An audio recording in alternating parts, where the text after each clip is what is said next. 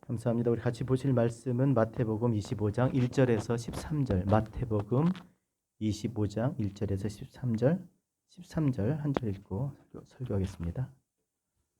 마태복음 25장 1절에서 13절. 한번 따라하겠습니다. 하나님이 나를 사랑하십니다. 하나님의 사랑을 믿으셔야 돼요. 하나님의 사랑을 나를 사랑하시는 그 하나님의 사랑을 내가 믿어야 돼요. 그렇게 믿음으로 살아가는 우리 모두 되셨으면 좋겠습니다. 13절 같이 읽겠습니다. 시작. 그런즉 깨어있으라. 너희는 그날과 그때를 알지 못하느니라. 아멘. 따라합시다. 그런즉 깨어있으라. 오늘 설교 제목이 깨어있다는 것의 의미. 오늘 이 비유를 통해서 왜 이 비유를 우리에게 말씀해 주셨는지, 그리고 이 비유가 비유하는 바가 무엇인지, 도대체 지혜롭고 어리석은 기준이 뭐고, 또 등불은 뭐고 기름은 뭐고, 이게 어떤 혼인잔치고 누가 신랑인지, 이런 그 비유를 통해서 정말 우리가 깨어있는 것이 무엇인지 우리가 알게 되기를 바랍니다. 안돼도 그렇게 알게 될 것입니다. 그래서 잘 들으시고 지혜로운 처녀같이 그렇게 살아가는 우리 모두 되셨으면 좋겠습니다. 정말 이야기로 끝나는 것이 아니라 이 말씀을 통해서 다시 한번 힘있게 믿음으로 사라지는 그런 시간 됐으면 좋겠습니다. 그리고 이 말씀에 대해서 곰곰이 생각하셨다면 정말 이 말씀을 통해서 굉장히 신앙적인 도움을 받게 될 겁니다. 그리고 이 말씀이 또 우리로 하여금 굉장한 결단과 또 힘을 또 얻게 하실 말씀인 것을 제가 믿습니다. 자, 먼저 왜 이 비유의 말씀을 하셨냐면, 자, 23장에 보면 주님께서 이렇게 말씀하셨습니다. 너희가 정말 말씀을 실천하려면, 하나님을 잘 섬기려면 어떻게 해야 된다? 선생 되지 마라, 지도자 되지 마라, 그리고 아버지라고 하지 마라 그랬습니다. 왜요? 진정한 선생, 지도자는 누구예요? 예수 그리스도예요. 참 아버지는 하나님 한 분뿐이신 줄 믿습니다. 그런데 어떻게 해요? 아버지 됐어요, 선생 됐어요, 지도자 됐어요. 그걸 부인하는 게 아니에요. 그러지 말라는 게 아닙니다. 됐습니다. 선생이요, 지도자요, 그리고 아버지라고 불림을 받고 있다면 어떻게 해라? 참 지도자, 참 선생이 그리스도를 만나게 해야 되는 거예요. 그리스도께로 인도해야 되는 거예요. 진짜 내가 아버지 되었다면 나를 아버지라고 부르는 자들로 하여금 참 하나님, 참 아버지를 섬기도록 그 일을 해야 된다고 지금 말씀하고 있는 겁니다. 우리는 다 같은 형제입니다. 다 그리스도 예수 안에서 머리 대신 그리스도의 몸으로 부름을 받은 지체인 거예요. 다 한 형제입니다. 정말 이 관계는 그 어떤 관계보다 가장 정말 확실한 그런 강력한 그런 관계가 될 줄 믿습니다. 자, 그렇다면 그렇게 말씀하셨더니 주님께서 제자들이 24장 3절에 보면 제가 읽어드릴게요. 주의 임하심과 세상 끝에는 무슨 징조가 있사오리까? 무슨 얘기를 하냐면요, 한마디로 쉽게 말하면 언제까지 그럼 우리가 그렇게 살아야 되냐라고 묻는 거예요. 우리가 언제까지 정말 이렇게 살아야 할까요? 우리 언제까지 신앙생활 할까요? 언제까지 주를 따르며 살아야 될까요? 언제까지요? 주 오시는 그날까지, 장로 될 때까지 어림도 없어요. 목사가 돼도 어림도 없어요. 죽는 그날까지, 주 오시는 그날까지 이렇게 살아야 돼요. 어떻게? 우리가 어떤 직임을 받았던지, 어떤 위치에 있던지 예수 그리스도를 만나도록 인도해야 되는 거고요. 그리스도를 만나도록 인도해야 되는 거고요. 하나님을 섬길 수 있도록 우리가 도와주어야 되는 것입니다. 누구든지 그 일을 위해서 사는 거예요. 그리고 내가 정말 날마다 그리스도를 만나고 하나님을 섬기며 살아야 되는 것입니다. 그래서 물어본 거예요. 언제까지 그렇게? 주님 언제 오시는데요? 세상이 언제 끝나는데? 우리 언제까지 이러고 살아야 되는데요? 나쁘게 얘기하면 그거고, 우리가 언제까지 이렇게 살아야 합니까? 라고 물어봤습니다. 그날이 언제입니까?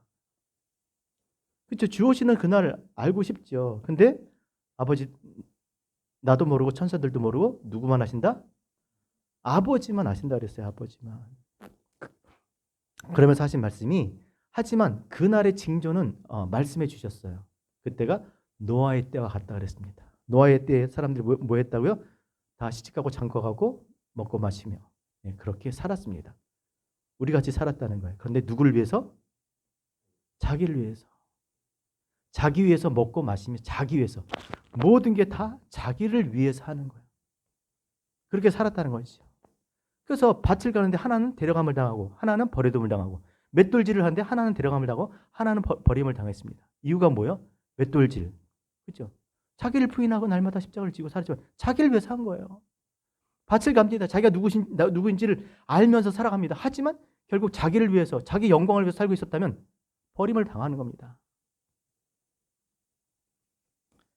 그래서 그때가 중요한 것이 아니라 누굴 위해서 사느냐, 무엇을 위해서, 누굴 위해서 사느냐, 이것이 더 중요한 줄 믿습니다. 그래서 언제 오시는지 상관없이 누굴 믿으라? 아버지를 믿으라는 것이죠. 아버지가 정해서 오는 그때가 가장 그 백성들의 가장 좋은 때다라고 말씀해 주신 겁니다. 그리고 나서 오늘 본문의 비유의 말씀을 하신 거예요. 왜 그렇겠습니까? 주님이 언제 오실지 모르잖아요. 이제 중요한 건 그럼 주님이 오실 때까지 우리가 어떻게 살아야 되는가? 그거를 지금 오늘 비유를 통해서 말씀해 주시는 거예요. 여러분, 주님이 일찍 오시면 좋겠습니까? 늦게 오면 좋겠습니까? 그 일찍은 뭐고 늦게는 뭐예요? 기준이 뭐예요?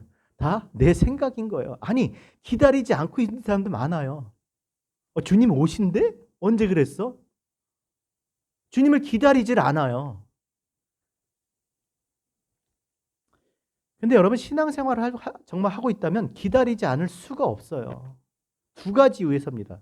첫 번째, 내가 지금 주의 그리스도의 백성으로 살아가는데 이 땅이 너무 괴로운 거예요. 하나님의 말씀을 역행하고 살잖아요. 불순종하고 패역하고 하나님 말씀에 반하며 살아가잖아요. 그러니까 견딜 수가 없는 거예요. 더 이상 못 살겠는 거예요. 하루하루가 정말 너무나 괴로운 거예요. 그러니까 빨리 주님 오셨으면 좋겠고, 아니 또 살면서 괴롭기만 하나요? 고난과 핍박을 당하잖아요. 그러니까 주님 오셨으면 좋겠고, 또 하나는요. 주님을 너무 사랑하니까 더 이상 못 살겠는 거고, 이렇게는 못 살겠는 거예요. 주님 없이는 못 살겠는 거예요. 빨리 주님과 함께 살고 싶은 거예요. 그러니 주님을 기다릴 수밖에 없는 거예요. 진짜 신앙생활을 하고 있다면 이 세상에서부터 정말 주님이 오시지 않으면 안 되는 그런 심정을 가지고 살 수밖에 없다라는 것이죠. 근데 문제는 언제 오실지 모른다는 거예요. 그러니까 제자들처럼 물어야 되지 않을까? 언제 오십니까? 여러분, 주님이 일찍 오시는 것 같아요? 늦게 오실 것 같아요?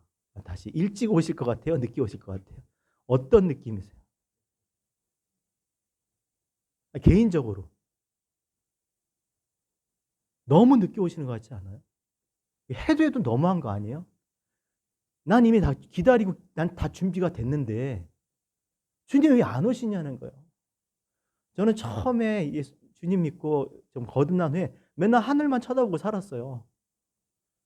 당장 오실 것 같았거든요. 근데 지금은 좀 늦게 오셨으면 좋겠어. 준비가 안 된 거죠. 지금 오시면 안 되는데. 그러나 너무나 감사하게 주님이 더디 오시는 거예요. 1절 읽겠습니다. 우리가 어떻게 주님 오실 때까지 살아야 되는지 1절 시작. 그때의 천국은 마치 등을 들고 신랑을 맞으러 나간 열처녀와 같다니. 결국 천국 얘기입니다. 누가 천국에 들어가는가? 천국에 대한 이야기인데 천국은 마치 등을 들고 신랑을 맞으러 나간 열처녀와 같다라고 지금 말씀하고 있습니다. 여러분, 여기서 열처녀는 누굴까요? 열처녀. 열처녀. 신랑을 맞으러 나간. 그러니까 누구겠어요? 주님을 기다리고 있는 이 땅의 교회예요. 주의 백성들인 거예요. 주님을 맞으러 나가죠. 주님을 기다리는 자들이죠.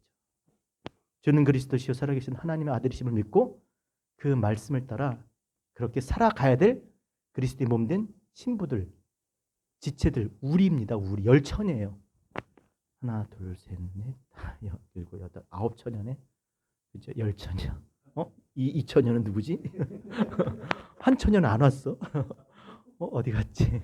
우리가 열천이에요. 그날을 지금 기다리며 살고 있잖아요. 자, 그렇다면 자 2절 같이 읽겠습니다. 시작. 그중 다섯은 미련하고 다섯은 슬기 있는지라. 3절 미련한 자들은 등을 가지되 기름을 가지지 아니하고 4절 슬기 있는 자들은 그릇에 기름을 담아 등과 함께 가졌더니 여기 보니까 등도 나오고 뭐 기름도 나옵니다. 자, 등불은 뭐고 등, 그죠? 등불은 뭐고 기름은 뭘까? 뭘 의미합니까? 여러분 이제부터 잘 들으셔야 돼요. 제가 여태까지 묵상한 것 중에서 가장 온전한, 완벽하진 않고 모르겠습니다. 온전한 말씀이기 때문에 그동안 한 번인가 두 번 제가 설교를 한 것 같은데 가장 최신 버전이에요. 가장 제가 최근에 깨달은 말씀이니까. 등불은 뭐냐면 주인을 맞을, 누가복음 12장 35절에서 48절에 보면 주인을 맞으러 나간 종들 얘기가 나와요. 그러니까 이 등불은 뭐냐면 주인을 맞을 수 있도록 끼어 있는 거예요. 끼어 있는 거. 주인이 돌아오는 것을 문을 열어줘야 되거든요. 들어오시도록 문을 열어줘야 되니까 끼어 있는 겁니다. 그리고 기름은 언제 오실지 모르니까 항상 계속 끼어 있어야 되는 거예요. 그러니까 켜놓은 등불이 꺼지지 않게 하는 거. 계속 밝혀져야 되잖아요. 끼어 있어야 돼요. 기름. 그리고 신랑은 그리스도, 혼인잔치는 하나님의 나라의 혼인잔치를 이야기합니다. 자, 말씀드렸듯이 근데 여기 중요한 것은 더디 온다는 거예요. 내 생각보다, 우리 생각보다 더 각자의 그 생각이 있을 거 아니에요. 근데 리밋을 지금 넘어가고 있는 거예요, 내가.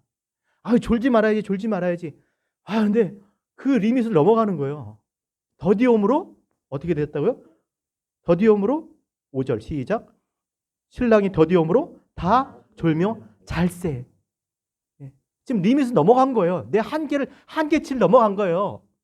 이만큼이면, 이 정도면 신앙생활 이 정도면 잘하잖아요. 그걸 넘어간 거예요. 내가 더 이상 어떻게 넘어간 거예요, 지금. 더디옴에 다 조는 겁니다. 자는 거예요. 자, 그럼 잔다는 게 무슨 말일까? 잔다는 말. 우리 지난주에 말씀 배웠죠. 마태복음 24장 38절 39절 같이 읽겠습니다. 시작. 홍수전에 시작. 홍수전에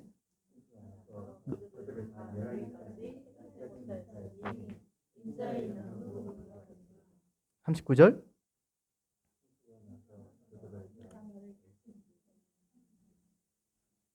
39절 홍수가 나서 그들을 다 멸하기까지 깨닫지도 못하신 인자의 임함도 이와 같으리라. 38절이죠. 시작. 홍수 전에 노아가 방주에 들어가던 날까지 사람들이 먹고 마시고 장가들고 시집가고. 저를 돌아보게 하지 마세요. 존다는 거, 잔다는 말이 뭐라고요? 먹고 마시고 장가드는 거예요. 주인에 대한 자각을 못합니다. 온다는 것을 주인이 오니까 기다려야 되잖아요. 끼어서. 근데 어떻게 하고 있습니까? 자기를 위해서 사는 거예요. 지금. 이것이 지금 조는 겁니다. 그런데 6절에 보니까, 자, 6절 같이 읽겠습니다. 시작. 밤중에 소리가 나되 보라 신랑이로다 맞으러 나오라 하며. 신랑은 온다라는 거예요. 근데 안타깝게도 졸고 잘 때 오는 거예요. 그러니까 우리의 리밋을 넘어가는 거예요. 왜 늦게 오신다고요? 왜 늦게 오시냐고요? 왜 늦게 오세요? 하나라도 멸망치 않고 다 구원에 이르도록. 그래서 만약에 주님께서 1962년에 오셨으면요, 그 뒤에 있는 사람들은 어떻게 할 거예요? 주님께서 늦게 오시는 이유는 하나라도 멸망치 않고 다 구원에 이르도록 하시기 위해서 더디 오시는 겁니다. 자, 그렇게 더디 오시다가 결국엔 사람들이 다 졸며 자게 되죠. 자, 그래서 주님 오신다는 소식을 듣습니다. 7절 시작. 이에 그 처녀들이 다 일어나 등을 준비할세. 8절 미련한 자들이 슬기 있는 자들에게 이르되 우리 등불이 꺼져가니 너희 기름을 좀 나눠달라 하거늘. 예. 뭐 이제 주님이 오신다는 소리 듣자 이제 다 일어나서 맞으러 나가는데 문제는 미련한 자들이 등불이 꺼져가는 거예요. 왜 등불이 꺼져가겠습니까? 이제 기름이 없는 거예요. 9절 시작.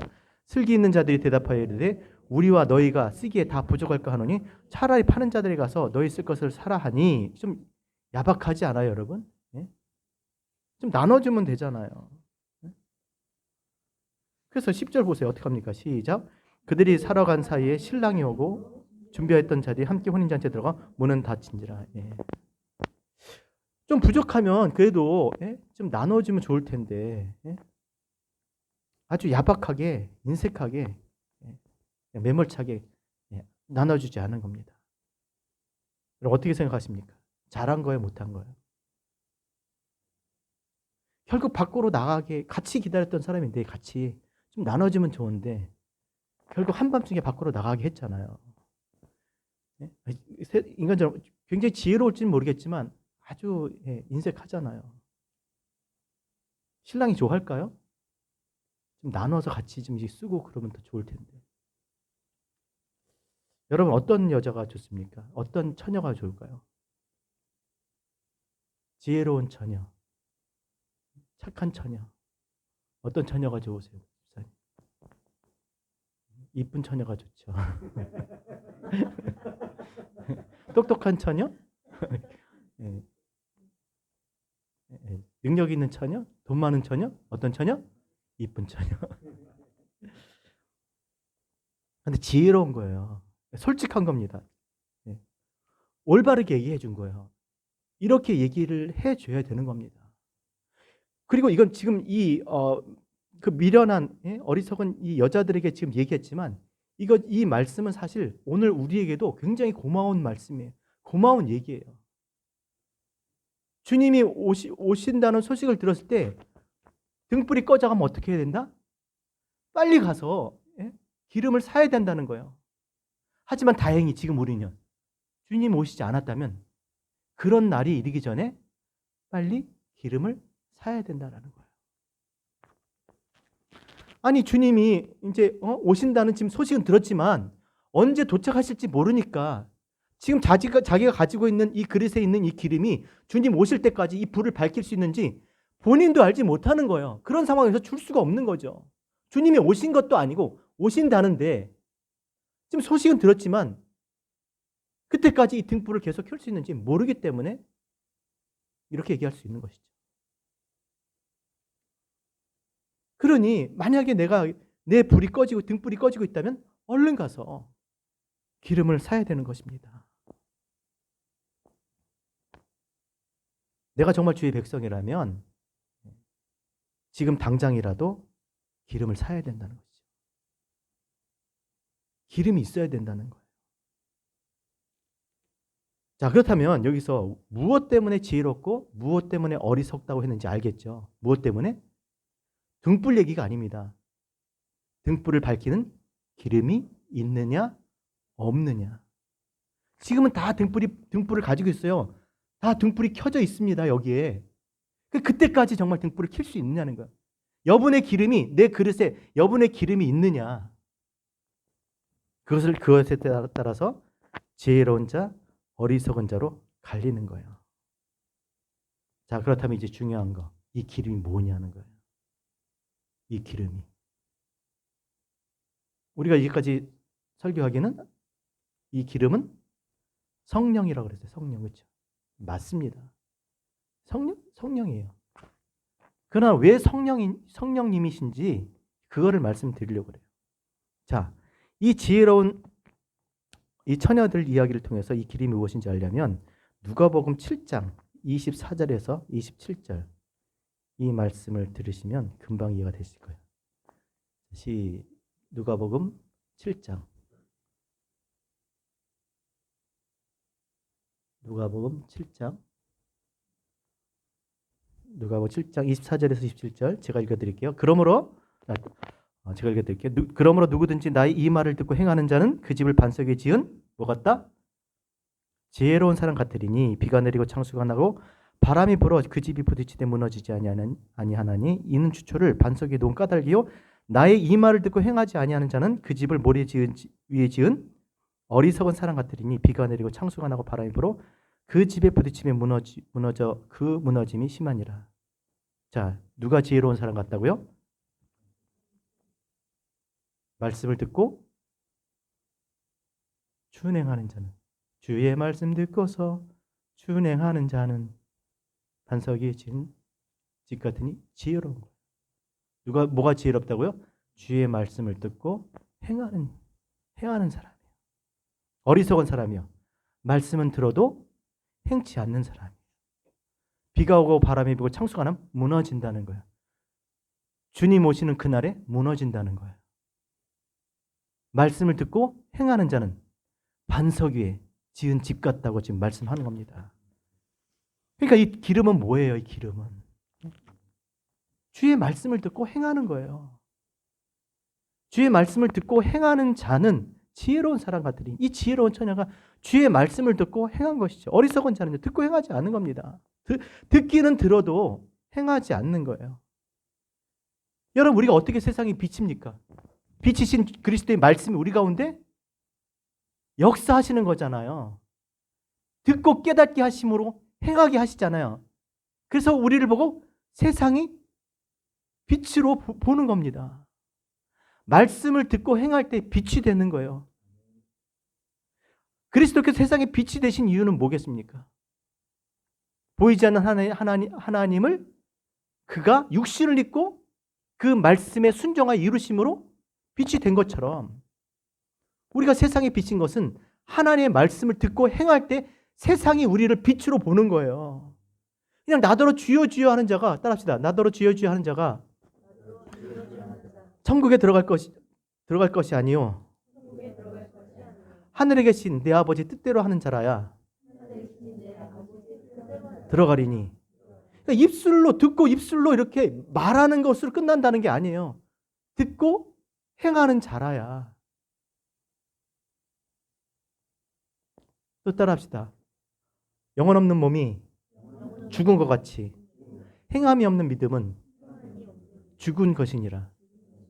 입으로 하는 것은 다 할 수 있어요. 그러나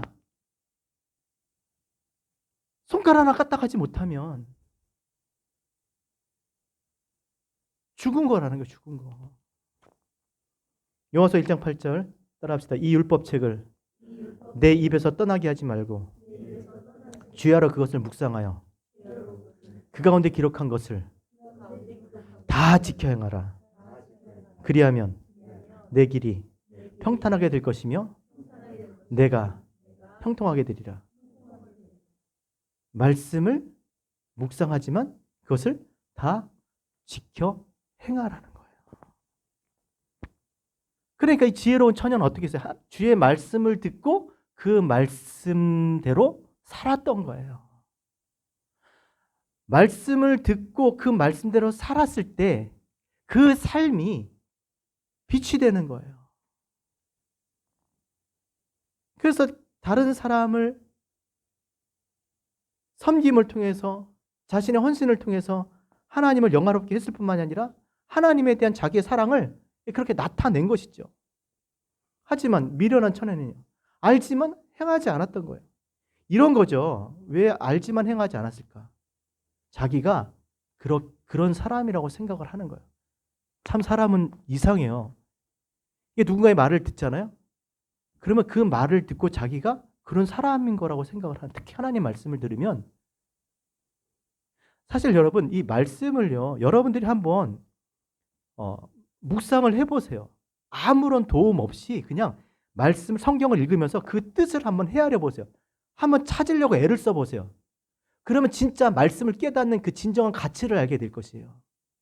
근데 그런 노력이 없으면요 그냥 다 나오는 줄 알아요. 아주 쉬운 줄 알아요. 마치 이런 거예요. 금은방에서 그냥 돈 주고 이 금가락질 하나 산다고 생각. 그럼 아주 그냥 이렇게 사는 줄 알지만 그걸 내가 캔다고 생각하고 만든다고 생각하면 장난이 아닙니다. 그 깊은 그 지하 뭐 어디 있는지 모르지만 파 내려가야 되고요. 그것을 또 아니 뭐 걸러서 뭐 정지해야 되고요. 그리고 그것을 두드려서 만들어야 되고요. 그 가치를 아는 거예요. 하나님의 말씀을 듣는다 그래서 내가 그런 사람이 되는 게 아니에요. 들었다 그래서 내가 그런 존재가 된 게 아니라는 거예요. 그렇게 될 수 있도록, 그러니까 아까 이 기름이 성령이라 한 것은 뭐냐면 하나님의 말씀을 깨닫고 그 말씀대로 살아갈 수 있도록 힘 주시는 분이 누구예요? 깨닫게 해주시고 믿고 행할 수 있도록 힘 주시는 분이 누구예요? 성령님이세요. 그러니까 말씀을 듣고 깨달을 때는 그 다음에 하는 게 뭐냐? 그렇게 살 수 있는 마음이 우리 가운데 생기고 그 마음을 따라 기도하잖아요. 그렇게 살게 해달라고. 그러니까 신앙생활은 반드시 말씀과 기도가 함께 하지 않으면 할 수가 없는 거예요. 진짜 지혜로운 처녀가 되냐, 미련한 처녀가 되느냐, 그것은 말씀과 기도로 인해서 나눠지는 거예요. 늘 무너져 가잖아요. 여러분, 한 번도 자기 존재에 대해서 만족하신 적이 있으세요? 우리는 그것을 잊고 살아요. 왜? 생각하면 괴로우니까. 그럼 한번 그거 말고 그럼 내가 여태까지 살아왔던 삶을 한번 생각해 보세요. 만족하세요? 계속 그렇게 살아도 되나요? 싫지 않나요? 자기가 싫지 않나요? 아니, 그냥 사람들끼리 말고 하나님 앞에서 하나님의 백성으로 내 모습을 보면, 내가 하나님을 예배하고 하나님을 찬송할 하나님의 지으신 백성으로 생각을 하면, 아니 하나님이 나한테 부어주신 그 사랑 앞에서 아들을 죽이시기까지 피 흘려 나를 정과육에서 십자가에 못 박고 나를 구원하시기까지 나를 사랑하신 그 사랑 앞에서 나를 보면 내가 괜찮나요? 속상하지 않아요? 싫지 않나요? 그냥 이것밖에 안 된다는 그런 생각 안 하시나요? 누군가 도와줘야 되는 거 아닌가요? 기도하지 않을 수가 없잖아요. 이대로 계속 살고 싶지 않잖아요. 그럼 나를 바꾸실 수 있도록 내가 말씀을 통해서 깨달았다면 그렇게 살게 해달라고 기도하고 싶지 않나요? 그냥 여전히 이렇게 내버려도 방치하고 살겠습니까? 이게 인생인가요? 죽으면 죽을 수 있을까요? 억울하지 않아요? 괴로워요. 이렇게 살다가 이런 것이 신앙생활이라 너무나 괴로운 거예요. 적어도 마음에 소원이 있어야 될 줄 믿습니다. 정말 그렇게 살고자 하는 그런 마음이 있어야 되는 거예요. 비록 내가 그렇게 살지 못할지라도 그렇게 살아가시는 저와 여러분 되셨으면 좋겠습니다. 여러분, 말씀을 듣고 행하는 삶과 행하지 않는 삶의 결과는 너무나 자명하잖아요. 문이 닫혀버립니다. 아주 단호해요. 목사는 서로 연약하기 때문에 서로의 사정을 봐주지만 천년을 하루를 천년같이 그리스도 예수 안에서 창조 때부터 지금까지 여전히 그 사랑을 흘러내리시는 그 하나님의 그 단호하심은 문을 닫아버려요. 얼마나 더 하나님의 사랑을 나타내 주셔야 우리가 하나님의 사랑에 대해서 우리가 정말 거기에 반응하며 살 수 있을까요? 이미 충분합니다. 근데 너무 잊고 사는 거예요. 괴로운 거죠. 그렇게 살고 싶지 않은 것이죠. 말씀을 듣고 행하는 자의 삶은요, 시편 18편 2절 하늘과 땅 차이입니다. 시편 18편 2절 시작. 여호와는 나의 반석이요 나의 요새시요 나를 건지시는 이시요 나의 하나님이시요 내가 그 안에 피할 나의 바위시요 나의 방패시요 나의 구원의 뿌리시요 나의 산성이시로다. 누구에게? 지금 읽은 사람들에게인가요? 그냥 우리 읽은 사람들에게인가요? 하나님의 말씀을 듣고 그 말씀대로 사는 자에게 하나님은 우리의 반석이요 요새요 건지져 주시고 하나님이 되시고 피할 바위가 되시고 방패가 되시고 구원의 뿌리 되시고 산성이 되어주는 줄 믿습니다. 하나님의 말씀을 지키려고 그 말씀을 따라 살려고 그 하나님의 말씀을 따라 사는 게 뭐예요? 또 계명 지키는 겁니까? 뭐겠습니까? 믿음으로 사는 거예요. 여러분, 믿음으로 사는 게 다른 게 아닙니다. 2000년 전에 우리를 위해서 십자가에 못 박아 죽으셨어요. 여러분, 우리의 그리스도께서 십자가에 못 박아 죽으실 때 우리의 정과욕이 십자가에 못 박혀 죽은 줄 믿습니다. 이걸 믿어야 자신을 부인하고 자기 십자가를 지고 살아가는 줄 믿으셔야 돼요. 믿지 않으면 삶이 나오지 않아요. 그걸 전제로 해야 된다는 거예요. 마치 그 과거지만 2000년 전에 있었던 일이지만 내가 보지 못했지만 정말 그것을 생생하게 믿으면 그것을 전제로 살아간다는 거예요. 아, 난 죽었던 거지. 그래서 오늘 되살아나는 나를 부인해 나가는 거예요. 그리고 2000년 전 사건은 앞으로 내가 살아갈 그 앞으로 미래의 시간의 사건보다 더 그것이 확실하고 더 분명한 거예요. 왜요? 몇십 년이 아니면 죽거든요. 내가 태어나기도 전에 그리스도의 십자가에 달려 나의 정과 이걸 함께 십자가에 못 박혀 죽인 거예요. 그게 내 시작인 거예요. 근데 어떻게 내가 그걸 그냥 내 안에서 죄가 어떤 세력을 얻고 나를 움직이고 그렇게 살아가도록 내가 그것을 그렇게 방치하겠냐는 거예요. 날마다 자기를 부인하고 자기 십자가를 지고 주를 따라야 하나님께서 당신의 일을 하시는 줄 믿습니다. 내가 그렇게 하지 않으면 일 못 하세요. 키를 안 들이는데, 핸들을 안 맡기는데. 여전히 내가 그 힘들 붙잡고 있잖아요. 내가 그 키를 잡고 있잖아요. 내가 중심이 돼서 살잖아요. 한번 생각해 보세요. 말씀에 나를 맞추려고 하는 건지, 말씀을 나에게 맞추려고 하는 건지. 전 자주 그런 생각을 합니다.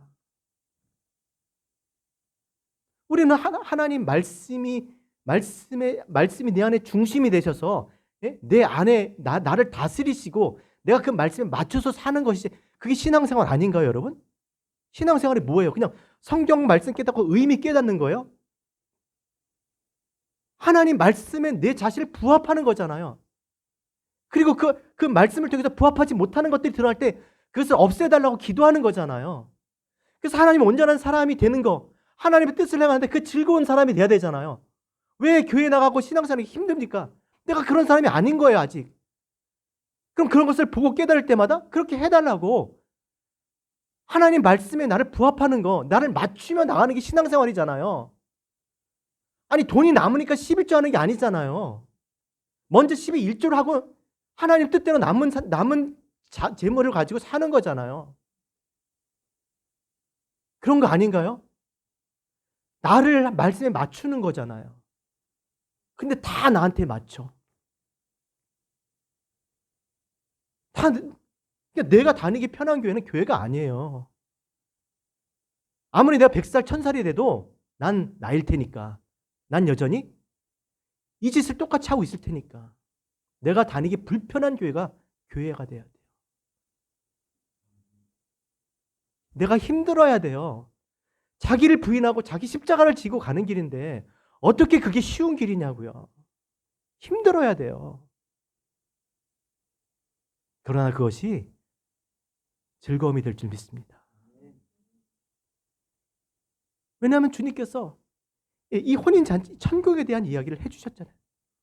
우리가 살아야 할 그 나라, 영원한 생명, 그 천국에 대해서 우리에게 나타내 주셨기 때문에 우리가 힘들고 괴로워도 이 길을 가는 겁니다. 그리고 우리가 정말 그런 삶을 살고자 할 때 하나님께서 우리에게 함께 하시는 줄 믿습니다. 그런 사람에게 반석이 되시는 거예요. 요새가 되주시고 건져주시고 바위가 되주시고 방패가 되시고 구원해 주시고 산성이 되어준 줄 믿습니다. 그래서 어떤 것에서도 견딜 수 있는 겁니다. 그러나 반대로 말씀을 듣고 행하지 않는 사람은 등만 있어요. 등만. 경건의 모양만 있습니다. 근데 아무것도 없어요. 그 속에는 아무것도 없는 것이죠. 그냥 무너져 내리는 겁니다. 자기를 위해서 지은 집이기 때문에. 들어갑시다. 여호와께서 집을 세우지 아니하시면 집 짓는 자의 수고가 헛되며 여호와께서 성을 지키지 아니하시면 파수꾼의 경성함이 허사로다. 누가 짚어주셔야 돼요? 하나님 짚어주셔야 돼요. 하나님이 집을 지어주십니다. 우리가 하나님의 말씀을 따라 행할 때. 이걸 잊지 말아야 돼요. 그래서 이 그릇에 담긴 그 여분의 기름은 주의 말씀을 듣고 행하는 거예요. 언제까지? 주 오시는 그날까지. 기름이 차고 넘쳐야 될 줄 믿습니다. 날마다 주 오시는 그날을 기다리며 산다면 주님이 언제 오실지 모르니까 주의 말씀을 듣고 행하는 거예요. 그 삶이 하나님을 영화롭게 하고 그 삶을 통해 세상에 빛이 될 줄 믿습니다. 자, 이렇게 살기 쉬울까요? 어려울까요, 여러분? 쉬우면 제가 뭐하러 이 말씀을 어려워요. 그렇게 살기 어렵잖아요. 왜 어렵습니까? 마태복음 24장 7절에 보니까 뭐 민족이 민족을 나라가 나라를 대적하고 전쟁이 일어나고 곳곳에 기근과 지진이 난리가 납니다. 그런데 주님은 언제 올지 몰라. 이때쯤 오시면 좋겠는데, 그죠? 이제 못 살겠잖아요. 한국에 뭐 황사도 일어나고, 뭐 또 지진이 일어나고, 불안해 죽겠는 거예요. 그죠? 그뿐만 아닙니다. 세상이 교회를 핍박합니다. 마태복음 24장 9절에서 10절 보면, 예? 죽이는 데 넘겨주고, 주님, 교회가 주님 때문에 미움받고, 그래서 또 교인들이 또 서로 배반하고 실족하고, 믿음도 잃고 막 그래요. 근데 그보다 더 무서운 게 있습니다. 신앙생활하기, 말씀을 듣고 들은 대로 살기 어려워요. 왜냐하면 세상이 막 요동치니까, 그냥 안 두니까, 핍박하고 괴롭고 환난 주니까. 근데 더 무서운 건 팬데믹이에요. 왜요? 안 해도 되니까. 옛날처럼 신앙생활 안 해도 괜찮은 세상이 된 거예요. 뭐 팬데믹인데. 안 모여도 돼요. 얼마나 느슨하게 해도 누가 뭐라 안 그러지. 교회가 말도 못해 이제는. 이렇게 나와주신 것만 해도 감사하죠. 이게 무서운 겁니다. 안 해도 되게 하는. 그런 생각이 들게 만든 거. 기름이 없어도 되는 거예요. 주의 말씀을 듣고 살아도 되게. 듣고 살면 되는 거냐. 듣고만 살아도 잘한다고 그러니까. 행하지 않아도 돼. 그냥 와서 앉아만 있으면 되는 거예요. 와서 앉아만 있으면 감사한 거죠. 그냥 헌금하고 와서 앉아만 있고 그 안에 그 존재가 어떻게 문드러지던 상관없어요. 모이질 못하게 하니까. 주여 주여만 해도 감사한 거죠. 그러나 하늘에 계신 아버지 뜻대로 행하지 아니하면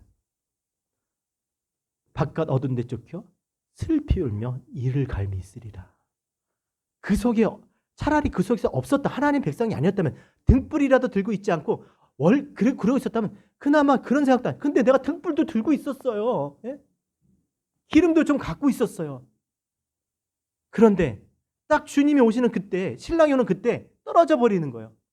얼마나 억울합니까? 슬피 울며 이를 갈미 있는 거예요. 신앙생활 이제까지 잘 해놓고서 그동안 우리가 얼마나 많은 교회 안에서 땀을 흘리고 애를 쓰면서 기도하고 하나님 앞에 헌신하며 그렇게 우리의 젊음과 우리의 열정을 다 바치면서 그렇게 살아왔습니까? 그런데 지금 이제 막판, 이제 주님이 곧 오실 텐데 더 그렇게 우리가 살아가는데 기름이 똑 떨어지는 거예요.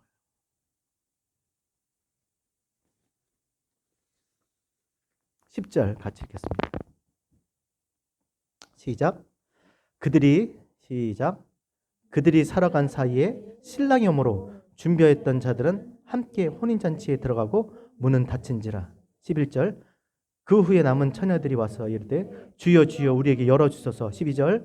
대답하여 이르되 진실로 너에게 이르노니 내가 너희를 알지 못하노라 하였느니라. 이게 얼마나 억울한 거예요. 기껏 기다렸는데 결국 그 막판에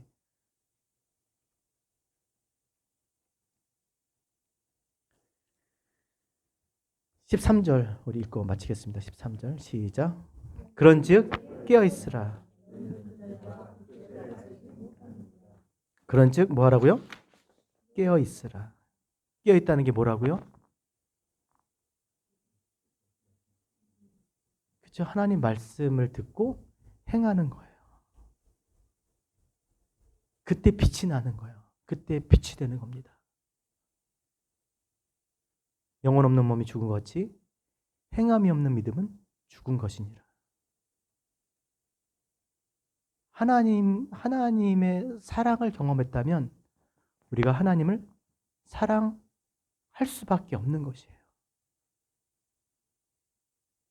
하나님께서 우리 가운데 놀라운 그 일들을 행하셨다면, 지난 금요일날 말씀드렸죠? 기이한 일을 행하셨잖아요. 정말 있을 수 없는 일을 행하신 거예요. 하나님 우리 인생을 구원하시려고 당신의 아들 하나님이 인간이 되셔서 우리를 구원하신, 영원한 생명을 주셨어요. 그 일이 그 안에서 이루어졌다면 가만히 있을 수가 없는 것이죠. 우리 교회가 진리의 빛교회입니다. 빛이 되어 주셔야 되는 거예요. 제가 빛이 아닙니다. 우리가 빛인 거예요. 우리가 빛. 내가 사는 곳이 세상이 아니라 우리 각자 사는 곳이 세상인 거예요. 내 안에 말씀이 임하셔서 믿게 하시고 깨닫게 하시고 살게 하실 때에 우리가 세상에 빛이 되는 줄 믿습니다. 그래서 오늘 여러분 주보 보면 맨 처음에 아마 첫 줄에 보면 다른 게 있죠. 없었던 게 하나 딱 올라가 있습니다. 그랬어?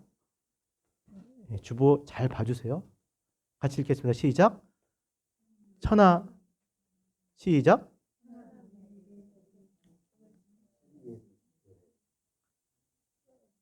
천하 만민을 여기 못 읽으세요.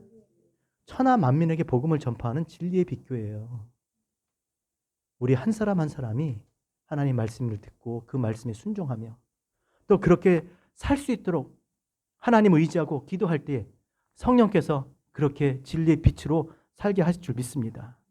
그런 교회가 되기를 정말 주의 이름으로 정말 저와 여러분에게 축복합니다.